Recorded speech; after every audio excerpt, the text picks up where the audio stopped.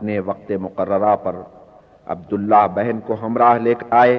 ان کی آواز سن کر حضرت اور حضرت ابو بکر غار سے نکلے، مگر اس احتیاط کے ساتھ کہ گھونسلہ اور انڈوں کو ٹھیس نہ لگے اور فاختہ کے اطمینان میں خلل نہ پڑے۔ عمیر بھی پہنچے تھے، مگر اب وہ بھیڑوں کے گلے کو ساتھ نہیں لائے تھے۔ وہ اس بدو کو ساتھ لے کر آئے تھے جس کے سپرد حضرت ابو بکر نے وہ 2 اونٹ کیے تھے جس پر بیٹھ کر حضرت کو اور انہیں سفر کرنا تھا۔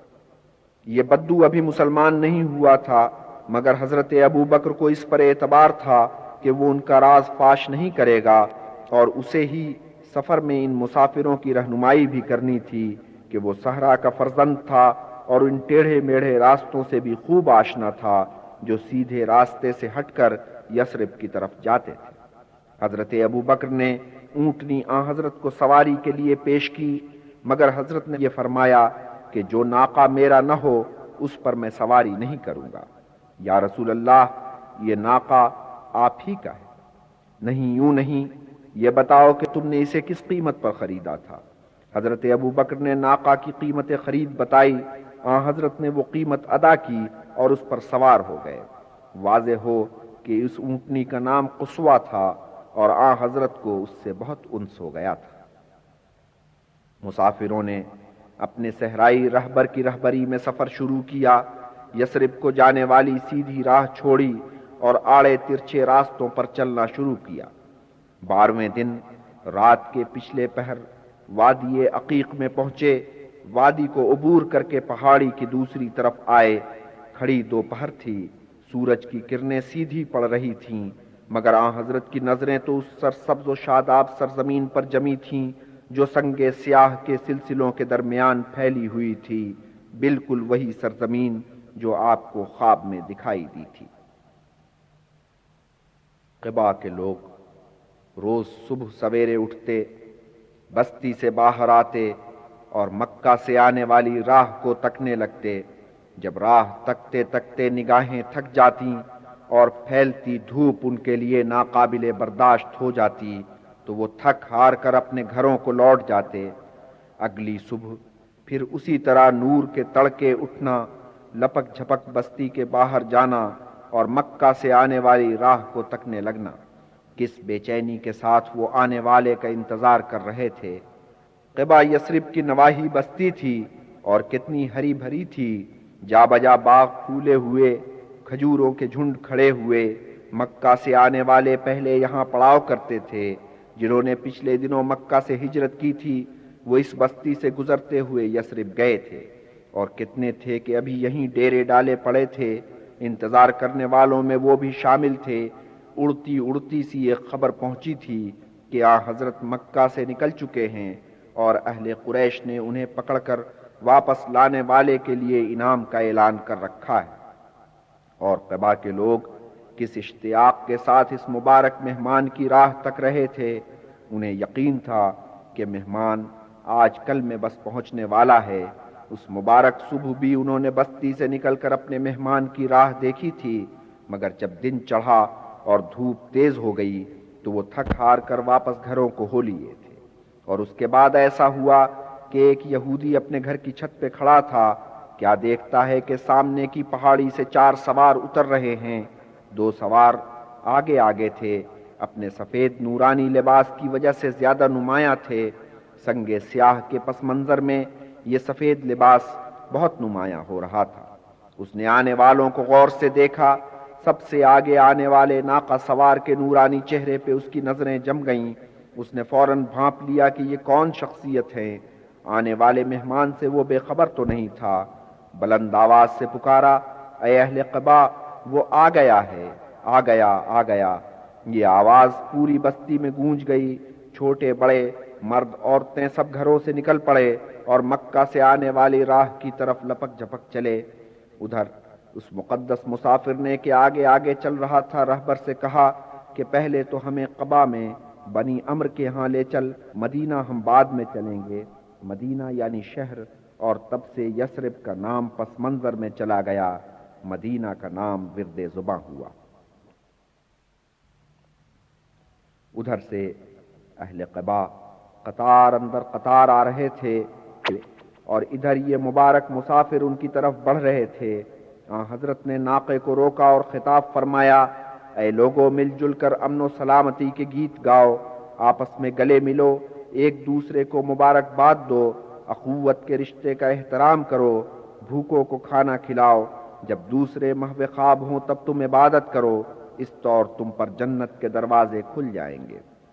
حضور نے قباء کے مرد بزرگ کلثوم کے گھر قیام کیا۔ کلثوم بنی عمر میں سے تھے اور ان کا گھرانہ قبیلہ اوس سے تعلق رکھتا تھا، اور اسی بزرگ کے ہاں حضرت حمزہ اور حضرت زید نے بھی قیام کیا تھا، اور ادھر حضرت ابو بکر نے اگلی بستی میں کہ مدینہ سے قریب تر تھی ایک خزرجی کے ہاں جا کر قیام کیا۔ 1.5-2 دن بعد حضرت علی بھی آن پہنچے اور حضرت کے ساتھ کلثوم ہی کے گھر پر قیام پذیر ہوئے۔ حضرت کے جانے کے بعد وہ 3 دن تک مکہ میں رہے تھے اور حضرت کے پاس جس جس کی امانت تھی اسے اس کی امانت پہنچاتے رہے تھے۔ لوگ جوق در جوق آ رہے تھے اور حضور کا دیدار کر رہے تھے۔ مشتاقان دید کا ایک ہجوم تھا، اس ہجوم میں کتنے ہی یہودی بھی تھے جنہیں عقیدت کا جذبہ نہیں، ایک تجسس یہاں کھینچ لایا تھا۔ مگر ایک مشتاق دید ایسا آیا جس کی سج دھج سب سے الگ تھی، اصفہان کی ایک بستی کا باسی، آگے زرتشت کے مذہب کا ماننے والا تھا، مگر شروع جوانی میں شام کا سفر کیا اور وہاں جا کر عیسائی ہو گیا۔ نام اس کا سلمان تھا۔ کتنے راہبوں کے حلقے معتقدین میں شامل رہا۔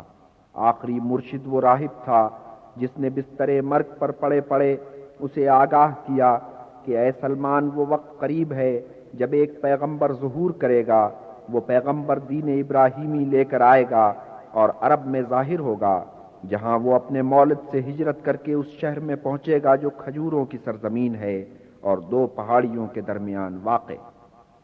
نشانیاں اس کی یہ ہیں کہ ایک تو وہ خیرات قبول نہیں کرے گا، ہاں تحفہ قبول کرنے میں اسے عار نہیں ہوگا، اور دوسرے یہ کہ اس کے شانوں کے بیچ مہر نبوت ہوگی۔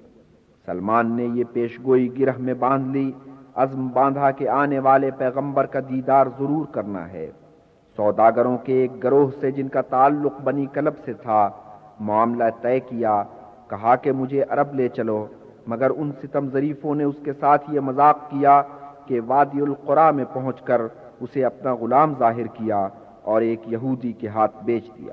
اس یہودی نے آگے چل کر اسے اپنے ایک رشتہ دار کے ہاتھ بیچ دیا۔ یہ رشتہ دار بنی قریظہ سے تعلق رکھتا تھا اور مدینہ کا رہنے والا تھا، اور جب وہ سلمان کو لے کر مدینہ پہنچا تو سلمان نے فوراً جان لیا کہ یہی وہ مقام ہے جہاں اسے پیغمبر کا دیدار نصیب ہونا ہے۔ ایک دن وہ اپنے مالک کے ساتھ باغ میں گیا ہوا تھا اور اس وقت وہ کھجور کے ایک درخت پر چڑھا ہوا تھا، جب اس کے مالک کا ایک یہودی رشتہ دار قباء سے چل کر اس کے پاس آیا اور کہنے لگا کہ خدا ان قباء والوں کو سمجھے، وہ مکہ سے آنے والے ایک شخص کے گرد اکٹھے ہیں، وہ شخص پیغمبری کا دعویٰ کرتا ہے اور وہ لوگ اس پر صدقے واری ہو رہے ہیں۔ سلمان نے یہ سنا تو ان کے تو بدن میں تھر تھری دوڑ گئی، فوراً نیچے آئے اور مکہ سے آنے والی اس شخصیت کے بارے میں کھوج لگانے لگے۔ مالک نے اسے جھڑک دیا، مگر شام کو اس نے تھوڑا کھانے پینے کا سامان لیا اور چپکے سے قباء کی طرف نکل گیا۔ حضرت کی خدمت میں پہنچا اور کھانا یہ کہہ کر پیش کیا کہ میں نے یہ خیرات کی ہے۔ حضرت نے وہ کھانا خود نہیں کھایا، ساتھیوں کو کھلا دیا۔ سلمان کو آپ کے پیغمبر ہونے کی ایک شہادت تو مل گئی، سوچا کہ کسی نہ کسی دن شانوں کے بیچ مہر نبوت کی نشانی بھی پالوں گا۔ فی الحال ایک نشانی کو اس نیک بخت نے کافی جانا اور خوش خوش مدینہ واپس آئے۔ ادھر مدینہ میں خوشی کی ایک لہر دوڑی ہوئی تھی، پیغام چلے آ رہے تھے کہ حضور ہم چشم براہ ہیں، جلد تشریف لائیے۔ حضرت 27 ستمبر سن 622 عیسوی کو پیر کے دن قباء میں وارد ہوئے تھے۔ یہاں آپ نے 3 دن قیام فرمایا۔ یہاں آپ نے ایک مسجد کی بنیاد رکھی اور اسلام کی تاریخ میں یہ پہلی مسجد تھی۔ جمعے کو صبح ہی صبح آپ وہاں سے روانہ ہوئے اصحاب معیت میں تھے۔ دوپہر کے وقت وادی میں پہنچے، وہاں تھوڑا قیام کیا۔ بنی سالم کے ساتھ کے قبیلے خزرج سے تعلق رکھتے تھے، نماز ادا کی۔ اس نئے دیس میں آپ کی یہ پہلی نماز جمعہ تھی۔ یہاں کتنے لوگ آپ کے استقبال کے لیے آئے ہوئے تھے۔ ان میں بنی نجار کے بھی کچھ لوگ تھے جو آپ کے عزیز رشتہ دار ہوتے تھے۔ نماز جمعہ کے بعد سواری باد بہاری مدینہ کی طرف چلی۔ آپ اپنے ناقہ قصوہ پہ سوار تھے، دوسرے اصحاب اپنے اپنے اونٹوں پہ سوار۔ دائیں بائیں اوس و خزرج کے جوان شمشیر بکف چل رہے تھے۔ یہ گارڈ آف آنر بھی تھا، اور پھر یہ جتانا بھی مقصود تھا کہ ہم نے حضور کی حفاظت کا جو پیمان کیا ہے اس پر ہم کاربند ہیں۔ پورے رستے میں لوگ قطار اندر قطار کھڑے تھے، خوش ہو کر چلا رہے تھے، رسول اللہ تشریف لے آئے، رسول اللہ تشریف لے آئے۔ اونٹنی کس شان کے ساتھ آہستہ آہستہ چل رہی تھی، کبھی کھجوروں کے درختوں کے درمیان، کبھی مکانوں کے درمیان۔ رفتہ رفتہ گھنی آبادی والے کوچوں میں داخل ہوئی، ایک کوچے سے دوسرے کوچے میں، دوسرے کوچے سے تیسرے کوچے میں۔ بچے بڑے، مرد عورتیں، ایک خلقت تھی کہ امڈی ہوئی تھی اور راہ میں آنکھیں بچھا رہی تھی۔ ہر مکین کس ذوق و شوق سے آگے بڑھتا اور التجا کرتا کہ حضور اتریے اور غریب خانے کو رونق بخشیے۔ کتنی مرتبہ کسی ایک معتبر شخص نے بڑھ کر یا کسی ٹولی نے گرد جمع ہو کر قصوہ کی مہاریں تھام لیں۔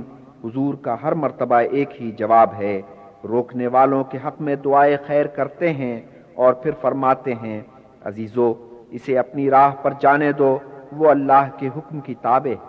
اونٹنی چلتے چلتے اس کوچے میں مڑ گئی جہاں بنی خزرج کے وہ لوگ رہتے تھے جن کا تعلق بنی عدی سے تھا اور جو حضرت کے قریبی عزیزوں میں سے تھے۔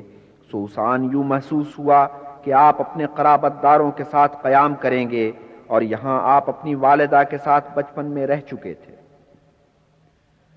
مگر اونٹنی اس کوچے سے گزرتی چلی گئی۔ اس کوچے کے مکینوں نے کتنی التجائیں کیں، کتنی منتیں کیں، مگر حضور نے فیصلہ اونٹنی پر چھوڑ دیا تھا اور اونٹنی اپنی رو میں چلی جا رہی تھی۔ چلتے چلتے وہ سیدھے رستے سے ہٹ کر ایک احاطے میں داخل ہو گئی۔ یہ اچھا خاصا بڑا احاطہ تھا، کچھ کھجور کے درخت کھڑے تھے، ایک عمارت نظر آ رہی تھی کہ کھنڈر بن چکی تھی، ایک گوشہ کھجوروں کو سکھانے کے لیے مخصوص نظر آتا تھا۔ اونٹنی آہستہ آہستہ چل کر ایک چہار دیواری میں داخل ہو گئی۔ یہ چہار دیواری اسعد نے اس مقصد سے کچی پکی کھڑی کر لی تھی کہ یہاں نماز ادا کی جا سکے۔ یہاں داخل ہوتے ہی اونٹنی جھک کر بیٹھ گئے۔ حضرت نے مہار چھوڑ دی مگر اترے نہیں۔ اونٹنی گھڑی بھر کے بعد پھر اٹھ کھڑی ہوئی اور اب آگے چلنے لگی، لیکن زیادہ آگے نہیں گئی تھی کہ مڑی اور پھر وہیں آ گئی جہاں پہلے آ کر بیٹھ گئی تھی۔ یہاں آ کر پھر بیٹھ گئی اور اب کی بار اس طرح بیٹھی کہ اپنا سینہ زمین کے ساتھ چسپاں کر دیا۔ حضرت اتر پڑے، فرمایا یہ مقام ہے جہاں انشاءاللہ ہمیں قیام کرنا ہے۔ پھر استفسار فرمایا یہ جگہ کس کی ہے؟ اوف کے بھائی معاذ نے بڑھ کر عرض کی کہ یہ جگہ دو یتیم لڑکوں سہل اور سہیل کی ملکیت ہے۔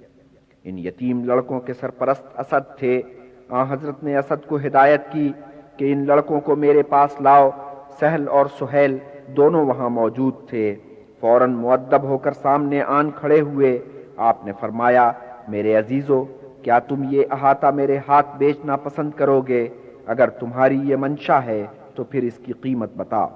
سہل اور سہیل نے کہا یا رسول اللہ یہ زمین ہم آپ کی نظر کرتے ہیں، مگر حضرت نے یہ زمین نظر کے طور پر لینا گوارا نہیں کی۔ اسد سے بات کی، جو قیمت طے ہوئی وہ ادا کر دی۔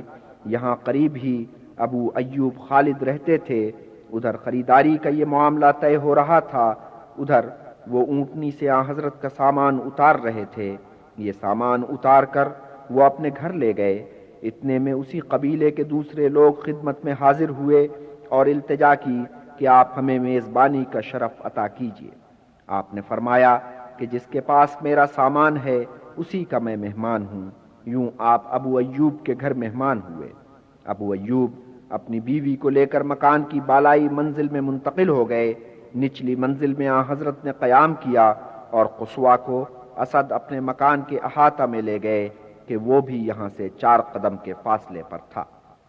سہل اور سہیل کے احاطے میں کتنی گہم گہمی تھی، بنیادیں کھودی جا رہی تھیں، دیواریں اٹھائی جا رہی تھیں۔ مدینہ والے، مکہ سے آئے ہوئے مہمان اور خود حضور رسول مقبول صلی اللہ علیہ وسلم بلا امتیاز مقام و مرتبہ سب ہی کام میں جتے ہوئے تھے۔ کوئی اینٹیں ڈھو رہا ہے، کوئی گارا تیار کر رہا ہے، کوئی دیوار میں اینٹیں چن رہا ہے۔ یہ قطع زمین کب سے ویران پڑا تھا، کھجور کے چند درخت درمیان میں ایک تباہ عمارت کے جانے کب سے تباہ چلی آ رہی تھی، مگر اب اچانک اس قطع کی قسمت بدلی۔ مکہ سے کیسے مہمان آئے کہ زمین کے اس ٹکڑے کو 4 چاند لگ گئے۔ نئی تعمیر کا نقشہ بن رہا تھا، کھنڈر صاف کیا جا چکا تھا، کھجور کے درخت کاٹے جا چکے تھے، ان کے پتوں سے چھت پاٹی جائے گی، ان کے تنے شہتیر کے طور پر کھڑے ہو کر اس چھت کو سہارا دیں گے۔ ایک مسجد کا ڈول ڈالا جا رہا تھا، مدینہ میں انقلابی عمل شروع ہو چکا تھا۔ اب مدینہ میں خالی مدینہ والے نہیں تھے، مکہ سے ایک بڑا گروہ چل کر یہاں پہنچ چکا تھا، اور جو نئی زندگی یہاں شروع ہو رہی تھی اس میں تن من سے برابر کا حصہ لے رہا تھا۔ حضرت نے اہل مدینہ کو انصار کا خطاب عطا کیا، مکہ سے آنے والوں کو مہاجرین کہا۔ بے شک انصار نے مہاجرین کی بہت تواضع کی، مگر یہ مسئلہ اپنی جگہ تھا کہ ان 2 گروہوں کو کس طرح ایک رشتے میں گوندھا جائے اور ملی یکجہتی پیدا کی جائے۔ حضرت نے ایک طریقہ نکالا کہ ہر مہاجر کو کسی انصار کے ساتھ اور ہر انصار کو کسی مہاجر کے ساتھ بھائی بنا دیا۔ البتہ اپنے آپ کو اس سلسلے سے الگ رکھا، کیونکہ اگر انصار میں سے کسی ایک کو بھائی بنا لیتے تو دوسرے سمجھتے کہ اسے ان پر ترجیح دی گئی ہے۔ سو جب کتنے انصار کتنے مہاجروں کو اور کتنے مہاجر کتنے انصار کو اپنا بھائی قرار دے چکے تو آپ نے حضرت علی کا ہاتھ پکڑا اور فرمایا کہ میرا بھائی علی ہے۔ خیر، انصار اور مہاجرین تو اس طور شیر و شکر ہو گئے، مگر مدینہ کے معاشرے میں ایک عنصر اور بھی تھا، یہ یہودی تھے۔ ان کا اپنا الگ مذہب تھا، اس لیے جس طرح مہاجر و انصار آپس میں شیر و شکر ہو گئے تھے اس طرح یہودی تو نہیں ہو سکتے تھے۔ حضرت نے یہ کہا کہ ان کی الگ مذہبی حیثیت تسلیم کرتے ہوئے ان سے ایک معاہدہ کیا جائے۔ اس معاہدے میں مسلمانوں اور یہودیوں کی برابر کی حیثیت تسلیم کی گئی تھی۔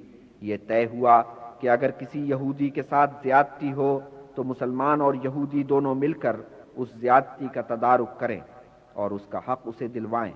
اسی طرح اگر مسلمان کے ساتھ کوئی زیادتی ہو تو یہودی اور مسلمان مل کر اس زیادتی کا تدارک کریں اور اس کا حق اسے دلوائیں۔ اگر کفار سے جنگ چھڑ جائے تو یہودی اور مسلمان مل کر ان کا مقابلہ کریں، اور جب صلح کی نوبت آئے تو یہ نہ ہو کہ مسلمان یا یہودی الگ ان سے صلح کر لیں، دونوں مل کر صلح کریں۔ اگر مسلمانوں اور یہودیوں کے درمیان کوئی جھگڑا اٹھ کھڑا ہو تو رسول اللہ کو واسطہ بنا کر اللہ تعالیٰ سے رجوع کیا جائے۔ اس معاہدے میں واضح طور پر یہ شرط نہیں رکھی گئی تھی کہ یہودی باضابطہ طور پر حضرت کو خدا کا رسول تسلیم کریں، مگر دستاویز میں جہاں جہاں حضرت کا حوالہ آیا تھا آپ کے لیے رسول اللہ کا لقب استعمال کیا گیا تھا۔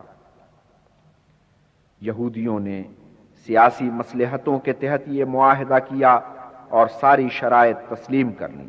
انہیں یہ نظر آ رہا تھا کہ اس وقت مدینہ میں حضرت سب سے زیادہ با اثر اور مقتدر شخصیت ہیں، اور یہ اثر و اقتدار ابھی اور بڑھتا دکھائی دے رہا تھا، تو ان کے لیے یہ شرائط قبول کرنے کے سوا کوئی چارہ نہیں تھا، مگر وہ آپ کو خدا کا رسول کیسے مان لیتے؟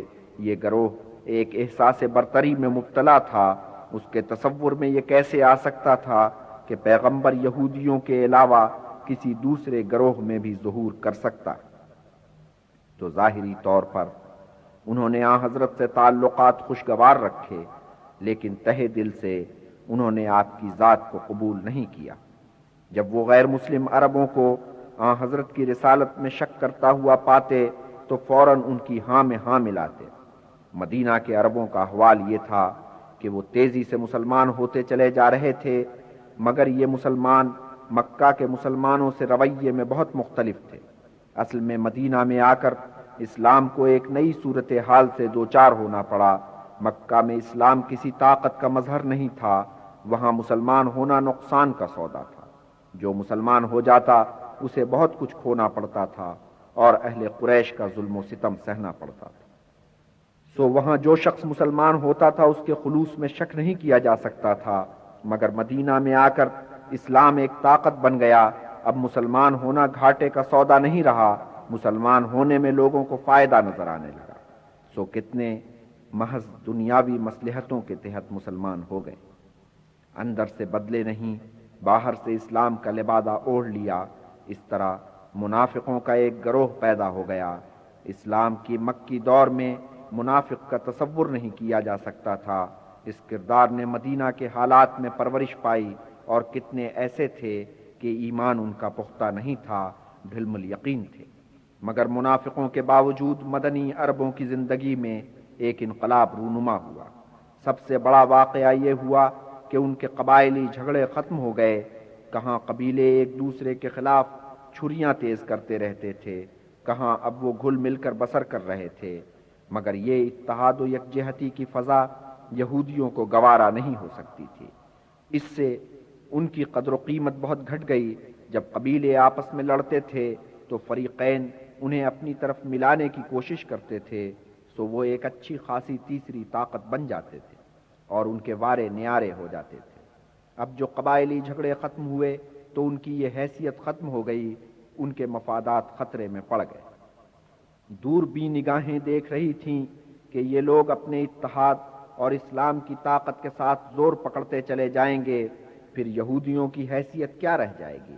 ان حالات میں بنی قنیقاع کے ایک شاطر سیاستدان نے عجیب چال سوچی۔ ایک نوجوان کو کہ خوش آواز تھا، یہ مشن سونپا کہ انصار کی محفل میں جا کر وہ نظمیں سناؤ جو بنی خزرج اور بنی اوس کے شاعروں نے زمانے جنگ میں لکھی تھیں۔ ان نظموں کی صورت یہ تھی کہ اپنے قبیلے کے سورماؤں کی تعریف و توصیف، جنگ میں کام آنے والوں کا مرثیہ، مخالف قبیلے پر لعن طعن، بزدلی کے طعنے، انتقام کی دھمکیاں۔ جب اس نوجوان نے انصار کی محفل میں جا کر یہ نظمیں پڑھیں تو اوس اور خزرج دونوں پر ان کا عجب اثر ہوا۔ پورا قبائلی ماضی ان کے تصور میں زندہ ہو گیا، لگے ایک دوسرے پر آوازیں کسنے۔ نوبت یہاں تک پہنچی کہ لڑنے مرنے پر تل گئے، نیاموں سے شمشیریں نکل آئیں، کمانوں میں تیر جڑ گئے۔ ادھر جنگ کا یہ پورا نقشہ جم چکا تھا، ادھر کسی درد مند مسلمان نے جا کر آن حضرت کو یہ خبر سنائی۔ آن حضرت نے مہاجرین کے گروہ کو ساتھ لیا اور موقع واردات پر جا پہنچے اور یوں مخاطب ہوئے کہ اے مسلمانوں، اللہ اللہ، کیا تم پھر وہی کچھ کرو گے جو زمانے جاہلیت میں کیا کرتے تھے؟ دراں حال ہے کہ میں تمہارے درمیان موجود ہوں اور خدا تعالیٰ نے تمہارے سینوں کو نور ایمان سے منور کر دیا ہے اور کفر و ضلالت کے گڑھے سے تمہیں نکال لیا ہے اور اتحاد و اتفاق کی برکت سے نوازا ہے اور عزت و توقیر بخشی ہے۔ آن حضرت کے یہ الفاظ سن کر اوس و خزرج کے جوانوں کو اچانک احساس ہوا کہ وہ ہوش و حواس کھو کر کس راہ پر چل پڑے ہیں۔ ندامت سے ان کے سر جھک گئے، آنکھوں سے آنسو جاری ہو گئے، تلواریں نیاموں میں چلی گئیں اور پھر ایک دوسرے سے وہ گلے مل گئے۔ بنی خزرج اور بنی اوس بالعموم مسلمان ہو چکے تھے، لیکن کوئی ابھی تک اپنی ضد پر قائم تھا۔ ان میں عبداللہ ابن ابی خاص طور پر قابل ذکر ہے۔ یہ شخص اپنے علاقے میں بہت اثر و رسوخ کا مالک تھا۔ آن حضرت کا یہاں ورود ہوا تو اسے اپنا اثر گھٹتا نظر آیا، اس وجہ سے وہ آن حضرت پر بہت خار کھانے لگا، مگر آدمی گھننا تھا، اپنی نفرت کو ظاہر نہیں ہونے دیتا تھا۔ ہاں ایک دفعہ ابل پڑا، سعد ابن عبیدہ بیمار ہوئے تو آن حضرت ان کی عیادت کو چلے۔ راستے میں عبداللہ ابن ابی کی حویلی پڑتی تھی اور اس وقت وہاں مجلس جمی تھی، قبیلے کے لوگ اکٹھے تھے، درمیان میں ابن ابی بیٹھا تھا۔ آن حضرت نے اسے دیکھا تو از راہ شائستگی اپنی سواری سے اتر پڑے، اس کے پاس گئے، مزاج پرسی کی، چند قرآنی آیات پڑھیں اور اسے قبول اسلام کی دعوت دی۔ ابن ابی بولا، اچھا ہو کہ تم اپنی جگہ پہ بیٹھے رہا کرو، جو تمہارے پاس جائے اسے شوق سے واز سے نوازو لیکن جو تمہارے پاس نہیں جاتا اس پر کیوں اپنے پند و نصائح کا بوجھ لادتے ہو اور کیوں اس کی مجلس میں آ کر برہمی پیدا کرتے ہو؟ اس پر اہل مجلس میں سے ایک بولا کہ نہیں نہیں، آپ ہماری مجلسوں میں ضرور آئیں، ہمارے گھر تشریف لائیں، ہم آپ کو سر آنکھوں پر بٹھائیں گے اور آپ کی باتیں سنیں گے۔ یہ شخص جس نے یہ بات کہی عبداللہ ابن رواحہ تھا، جس پر ابن ابی کو بہت بھروسہ تھا۔ اس یار عزیز کے تیور دیکھ کر عبداللہ ابن ابی نے بھانپ لیا کہ اب مزاحمت بے سود ہے، سو اس دن سے اس نے چپ سادھ لی، اور پھر اس نے دیکھا کہ اس کا اثر زائل ہوتا چلا جا رہا ہے، سو اس نے یہ سوچ کر کہ اس کا اثر بالکل ہی ختم نہ ہو جائے اسلام قبول کر لیا، مگر مسلمانوں میں وہ اپنا اعتبار پیدا نہ کر سکا۔ اس کی شہرت ایک منافق کی شہرت تھی، سو کوئی خلوص نیت کے ساتھ اسلام کے دائرے میں داخل ہوا، کسی نے مصلحتاً اسے قبول کیا۔ بہرحال اسلام کا حلقہ اثر وسیع ہوتا چلا جا رہا تھا۔ ادھر مسجد کی تعمیر جاری تھی اور اسی دوران حضرت اسد کا انتقال ہو گیا۔ یہ وہ شخصیت تھی جو حضرت مصعب کی میزبان بنی تھی اور جس نے ان کے ساتھ مدینہ میں اسلام کے لیے بہت زمین ہموار کی تھی۔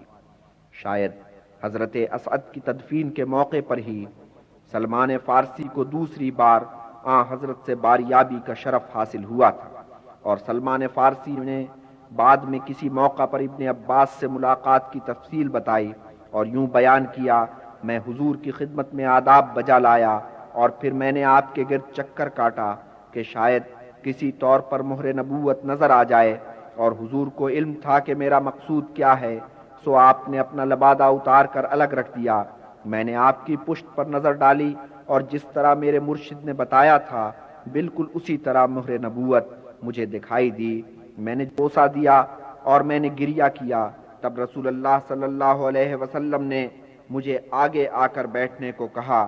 میں آگے آ کر مؤدب ہو بیٹھا اور اپنا پورا قصہ سنایا، اور آپ مسرور ہوئے کہ ان کے اصحاب نے بھی یہ قصہ سن لیا ہے۔ پھر میں نے اسلام قبول کر لیا۔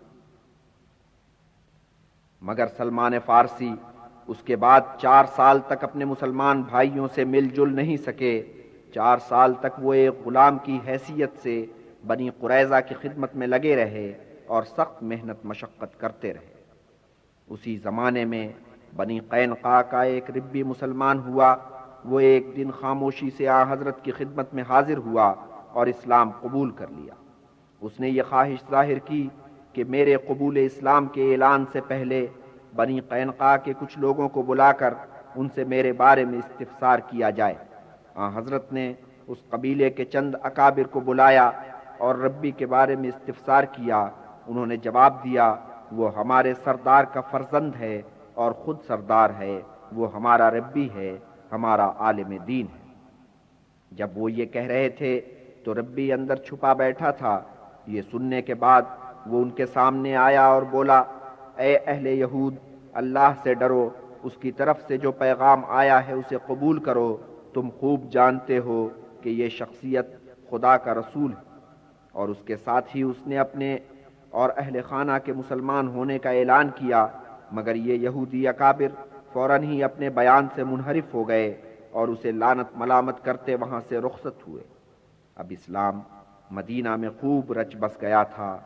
وحی کے ذریعے اس کی عبادات کا تعین بھی ہو گیا تھا، حلال و حرام کا فیصلہ ہو گیا تھا، اوامر و نواہی طے ہو گئے تھے۔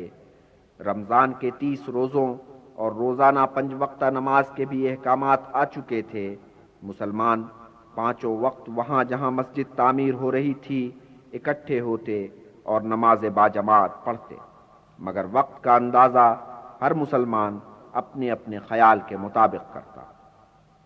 حضرت نے سوچا کہ وقت کے معاملے کو افراد پہ نہ چھوڑا جائے، ہر نماز سے پہلے اعلان کیا جائے کہ نماز کا وقت ہو گیا ہے، تشریف لے آئیے۔ پہلے آپ کو یہ خیال آیا کہ جس طرح اہل یہود نے ایک آدمی مقرر کر رکھا ہے کہ وہ سنکھ پھونک کر لوگوں کو عبادت کے لیے بلاتا ہے، ویسے ہی ہم بھی کریں، مگر آپ نے جلد ہی اس خیال کو رد کیا۔ پھر آپ کو نصارہ کے ناقوس کا خیال آیا کہ اسے بجا کر نماز کے لیے بلایا جائے، مگر پھر یہ تجویز بھی رد ہو گئی۔ پھر یوں ہوا کہ بنی خزرج کے ایک شخص عبداللہ ابن زید نے ایک خواب دیکھا۔ یہ خواب اس نے آن حضرت کے روبرو یوں بیان کیا، اے خدا کے رسول، میں نے دیکھا کہ میرے پاس سے ایک شخص گزرا ہے جس نے 2 سبز لبادے اوڑھ رکھے ہیں اور اس کے ہاتھ میں ایک ناقوس ہے۔ میں نے اس سے کہا کہ اے بندے خدا، یہ ناقوس تو میرے ہاتھ بیچ دے۔ اس نے پوچھا، تو اس ناقوس کا کیا کرے گا؟ میں نے کہا کہ ہم اسے بجا کر نمازیوں کو نماز کے لیے بلائیں گے۔ وہ بولا، میں تجھے اس سے بہتر طریقہ بتاتا ہوں۔ میں نے پوچھا، وہ کیا طریقہ؟ اس نے کہا، پہلے تو کہہ اللہ اکبر، اور اس نے یہ کلمہ 4 مرتبہ دہرایا، پھر 2 مرتبہ کہا اشہد ان لا الہ الا اللہ، اور پھر کہا اشہد ان محمد رسول اللہ، حی علی الصلاح، حی علی الفلاح، اللہ اکبر، اور پھر 1 مرتبہ لا الہ الا اللہ۔ حضرت نے یہ خواب سنا اور فرمایا کہ یہ سچا خواب ہے۔ پھر فرمایا کہ بلال کے پاس جاؤ کہ وہ شخص خوش الحان ہے اور اسے یہ کلمات یاد کراؤ۔